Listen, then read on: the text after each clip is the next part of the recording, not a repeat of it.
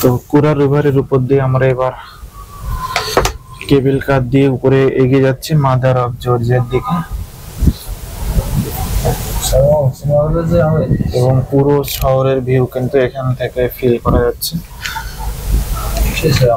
খুব বেশি সময় লাগে না এখান থেকে উপরে আসার জন্য, মেরে কেটে 3 মিনিট।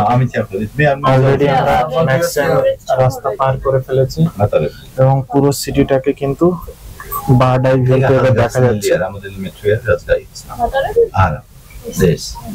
খুবই সুন্দর একটা মোমেন্ট, এনজয়েবল মোমেন্ট,